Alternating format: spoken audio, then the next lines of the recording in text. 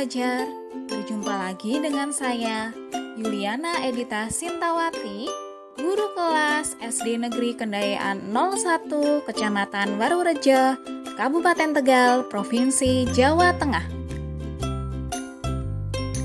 Pada video pembelajaran kali ini, saya akan membahas muatan pelajaran IPA kelas 5, tema 8, subtema 1, tentang siklus air. Dan kompetensi dasarnya adalah KD 3.8, yaitu menganalisis siklus air dan dampaknya pada peristiwa di bumi, serta kelangsungan makhluk hidup.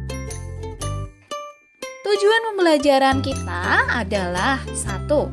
Peserta didik mampu menyebutkan manfaat air bagi makhluk hidup.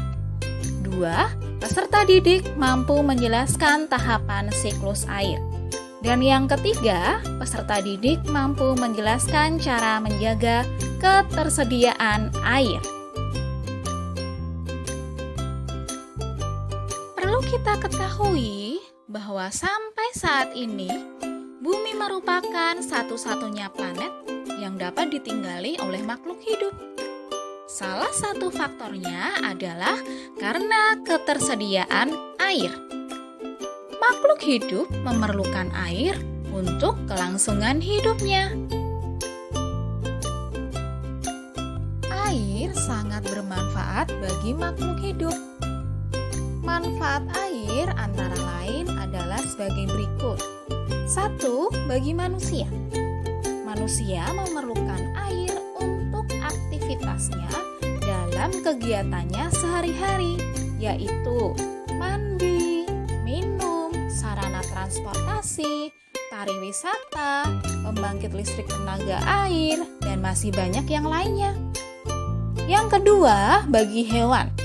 Hewan membutuhkan air untuk mandi, minum, dan tempat tinggal. Yang ketiga, bagi tumbuhan, yaitu sebagai bahan baku fotosintesis dan menyuburkan tanaman. Nah, anak-anak, perlu kalian ketahui bahwa di permukaan bumi ini sebanyak 70% merupakan perairan. Dan dari 70%-nya itu, 3% merupakan air tawar. Air tetap ada karena adanya siklus air. Pernahkah kalian mendengar siklus air? Apa sih siklus air itu?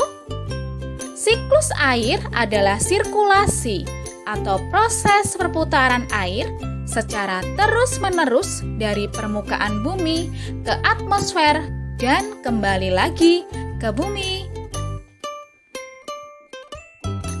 Tahapan siklus air adalah sebagai berikut.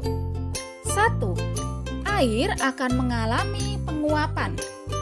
Penguapan dibagi menjadi 2. Penguapan oleh tumbuhan disebut transpirasi, dan penguapan yang terjadi di lautan ataupun air sungai disebut evaporasi.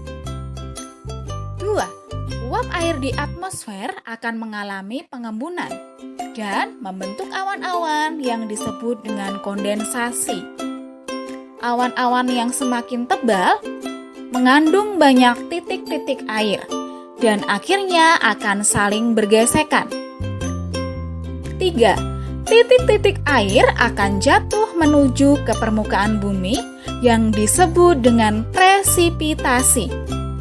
4. Air yang jatuh ke permukaan bumi akan diserap kembali oleh tanah. Proses ini disebut dengan infiltrasi. Jadi, tahapan siklus air adalah penguapan, yaitu evaporasi atau transpirasi, kondensasi, presipitasi, dan infiltrasi. Siklus air menyediakan air yang dibutuhkan oleh makhluk hidup. Oleh karena itu, supaya tidak terjadi krisis air, maka kita harus melakukan upaya agar ketersediaan air tetap terjaga. Upaya-upaya itu antara lain: 1. Melakukan penghematan air dalam pemakaian sehari-hari. 2. Menggalakkan penanaman pohon atau reboisasi. 3. Membangun tempat penampungan air. 4. Membuat lubang resapan air yang disebut dengan biopori. 5. Menanggulangi pencemaran sumber air seperti limbah pabrik.